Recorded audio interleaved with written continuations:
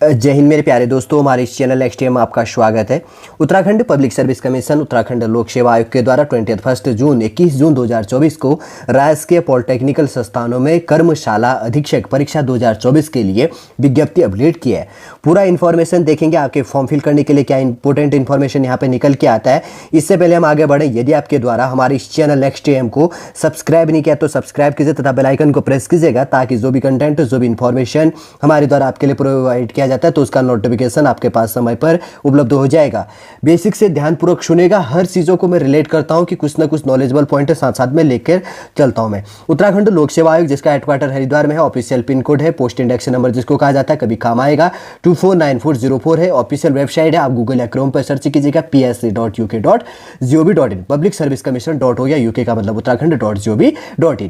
क्या है? राजकीय पॉलिटेक्निकल संस्थाओं में कर्मशाला अधीक्षक परीक्षा 2024। विज्ञापन प्रकाशन की तिथि है 21 जून 2024 को नोटिफिकेशन अपडेट किया गया है और आपका फॉर्म फिल करने का लास्ट डेट है 12 जुलाई 2024 तक आप फॉर्म फिल कर सकते हैं, जो इसके लिए एलिजिबल है। देखिए, आपके लिए debit, credit, net banking, UPI etcetera जिससे भी आप फॉर्म फीस पे कर सकते हैं, वो 12 जुलाई तक आप फॉर्म फीस पे कर सकते हैं। ठीक है, देखिए अब आगे बढ़ते हैं। क्या चीज़ है, शॉर्ट ले चलेंगे, बहुत सारा 38 पेज का पीडीएफ है, लेकिन अब क्या करेंगे कि जो इंपॉर्टेंट चीज़ है वो जानने की कोशिश कर लेंगे।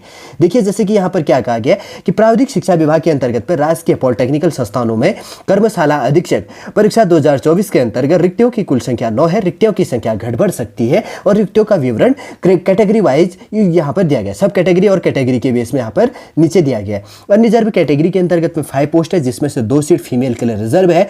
और उसके बाद में उत्तराखंड अनुसूचित जाति शेड्यूल कास्ट के लिए 1 सीट है, 1 सीट फीमेल के लिए रिजर्व है। शेड्यूल ट्राइब के लिए कोई सीट नहीं है यहाँ पर। अदर बैकवर्ड क्लास के अंतर्गत पर 2 सीट है, फीमेल के लिए यहाँ पे रिजर्व नहीं है। स्वतंत्रता संग्राम सेनानियों के आश्रितों के लिए भी कोई सीट रिजर्व नहीं है। दिव्यांग के लिए रिजर्व नहीं है। पूर्व सैनिक के लिए भी रिजर्व नहीं है। कुशल खिलाड़ी के लिए भी रिजर्व नहीं है और ऑर्फन के लिए भी कोई सीट यहाँ पे रिजर्व नहीं है। किस कैटेगरी के अंतर्गत पे कितनी सीट है, ये चीज हमने देख ली है। देखिए, एक चीज़ है, उत्तराखंड आर्थिक रूप से कमजोर वर्ग के लिए 1 सीट है और कैटेगरी में यहाँ पर रिजर्व नहीं है। इकोनॉमिकल वीकर सेक्शन में 1 सीट, टोटल कितनी होगी? 9 सीटें यहाँ पर दी गई हैं। ठीक है, देखिए उसके बाद में पे लेवल 10 के अंतर्गत पे होगा। पद का स्वरूप ग्रुप बी के बेस के अंतर्गत क्या है और इंपोर्टेंट क्वालिफिकेशन हो जाता है भारत में विधि द्वारा स्थापित किसी भी मान्यता प्राप्त विश्वविद्यालय, इंजीनियरिंग संस्थान से मैकेनिकल इंजीनियरिंग, मैकेनिकल और ऑटोमेशन से इंजीनियरिंग और मैकेट्रॉनिक्स इंजीनियरिंग और इंडस्ट्रियल और उत्पादन इंजीनियरिंग और मैकेनिकल इंजीनियरिंग, उत्पाद हो गया उत्पादन और इंजीनियरिंग, ऑटोमेशन से इंजीनियरिंग, मैकेनिकल इंजीनियरिंग, रिपेयर एवं मेंटेनेंस हो गया टूल इंजीनियरिंग में प्रथम श्रेणी में बी या बीटेक, बीएस और bachelor of science in engineering अथवा समकक्ष उपाधि होना चाहिए एएमआई इंडिया और एएमआई होना चाहिए इंडिया इन मैकेनिकल इंजीनियरिंग से। ठीक है, मतलब आपका 60% से फर्स्ट श्रेणी की मतलब फर्स्ट डिवीजन से प्लस आप पास होने चाहिए, तब आप इसके लिए एलिजिबल होंगे क्वालिफिकेशन में। या मान्यता प्राप्त इंजीनियरिंग संस्थान से मैकेनिकल इंजीनियरिंग प्रोडक्शन से मैं प्रथम श्रेणी मतलब फर्स्ट श्रेणी में डिप्लोमा एवं इसके साथ कुल 10 वर्ष का उत्पादन अनुरक्षण में औद्योगिक अनुभव या शैक्षणिक अनुभव आपके पास में होना चाहिए। टिप्पणी करी गई है, उत्पादन अनुरक्षण में मांगा गया 10 वर्ष के अनुभव के रूप में केवल सरकारी संस्थाओं, सार्वजनिक उपक्रमों या लिमिटेड संगठनों का औद्योगिक अनुभव ही स्वीकार किया जाएगा। शैक्षिक अनुभव के रूप में केवल सरकारी और सरकारी सहायता प्राप्त शैक्षणिक संस्थानों, विश्वविद्यालयों, इंजीनियरिंग कॉलेज का अनुभव ही स्वीकार किया जाएगा। अनुभव की गणना क्या है तभी से की जाएगी जब अभ्यर्थी ने विहित शैक्षिक अर्हता प्राप्त कर ली हो। सेकंड पॉइंट है, हिंदी का ज्ञान है। ऐसे अभ्यर्थियों को वरीयता दी जाएगी जो निम्न अर्हता को धारित करता हो। संबंधित विषय में स्नातकोत्तर मतलब आपके पास में पीजी होना चाहिए।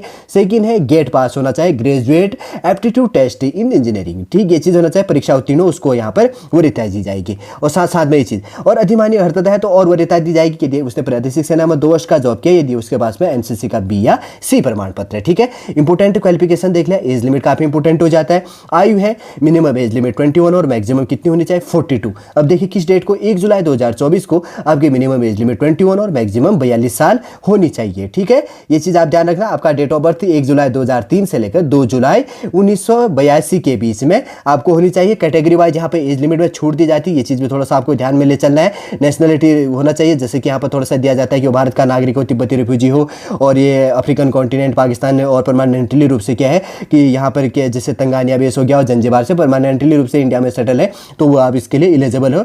और उसके बाद में कैरेक्टर अच्छा होना चाहिए। वैवाहिक परिस्थिति की बात करेंगे तो 1 से ज़्यादा शादी नहीं होनी चाहिए, 2 शादी नहीं होनी चाहिए, शारीरिक स्वस्थता बनी रहनी चाहिए, और रिजर्वेशन दिया जाएगा इसके अंतर्गत पे, समझ गए होंगे। और फॉर्म फीस तो भी देखते हैं अभी कहीं नीचे बात क्या होगा, 100-200 रुपये एक्स्ट्रा वैसे तो नहीं होगा इससे ज़्यादा फॉर्म फीस के लिए। अगर कोई चीज़ है तो देखिए, अनरिजर्व कैटेगरी के लिए 172 रुपये 30 पैसा, और उत्तराखंड अन्य पिछड़ा वर्ग के लिए 172 रुपये 30 पैसा, उत्तराखंड अनुसूचित जाति और जनजाति के लिए 82 रुपये 30 पैसा, और उत्तराखंड आर्थिक रूप से कमजोर इकोनॉमिकल वीकर सेक्शन के लिए 172 रुपये 30 पैसा, और उत्तराखंड शारीरिक दिव्यांग के लिए 22 रुपये। और 6 नंबर का है उत्तराखंड राज्य में संचालित स्वैच्छिक और राजकीय गृहों में निवासरत अनाथ बच्चों के लिए यहाँ पर कोई फॉर्म फीस पे नहीं किया जाएगा, कोई फॉर्म फीस पे नहीं करेगी लेगा, ठीक है गवर्नमेंट। यहाँ पर उत्तराखंड पब्लिक सर्विस का किस कैटेगरी के अंदर, वैसे हाईएस्ट फॉर्म फीस कितना 172 रुपये है, 200 रुपये मान के चलिएगा। और देखते हैं आगे आगे क्या चीज़ें हैं। वैसे तो इंपॉर्टेंट चीज़ हमने बात कर लिया, लेकिन अगर इसका सिलेबस अगर आप प्रोवाइड किया होगा तो मैं हो सके नेक्स्ट वीडियो के अंतर्गत आपके लिए प्रोवाइड कर दूंगा, आगे दिया हो सकता है इसके अंतर्गत। तो वैसे तो शॉर्ट रूप से इन्फॉर्मेशन मैंने प्रोवाइड कर दिया। देखिए यहाँ पर उत्तराखंड पब्लिक सर्विस कमीशन के द्वारा 9 पोस्टों के लिए क्या किया गया है, पॉलिटेक्निकल संस्थानों के अंतर्गत पर राजकीय पॉलिटेक्निकल संस्थानों में कर्मशाला अधीक्षक परीक्षा के लिए देखिए इंपॉर्टेंट डेट प्रोवाइड किया है, इंपॉर्टेंट एजुकेशन क्वालिफिकेशन, और क्या होना चाहिए, कब से कब आप फॉर्म फीस कर सकते हैं, किस कैटेगरी के अंतर्गत पे कितनी वैकेंसी है, और इसका फॉर्म फीस क्या है, एटसेट्रा, जो भी शॉर्ट चीज़ जानने के लिए आपके लिए इंपॉर्टेंट था, सॉलिड रूप से मेरे द्वारा आपके लिए प्रोवाइड करने की कोशिश की गई है। नेक्स्ट वीडियो के अंतर्गत मैं आपके लिए कोशिश करूंगा कि मैं आपके लिए इसका सिलेबस प्रोवाइड कर सकूं। उम्मीद करूंगा दोस्तों सॉलिड पूरा इन्फॉर्मेशन आपको समझ में आ गया होगा। यदि आज का वीडियो आपको अच्छा लगे लाइक कीजिएगा, कमेंट कीजिए, और हमारे इस चैनल नेक्स्ट एएम को सब्सक्राइब कीजिए। वापस हम नेक्स्ट क्लास के अंतर्गत आपसे मिलेंगे। जय हिंद, जय भारत।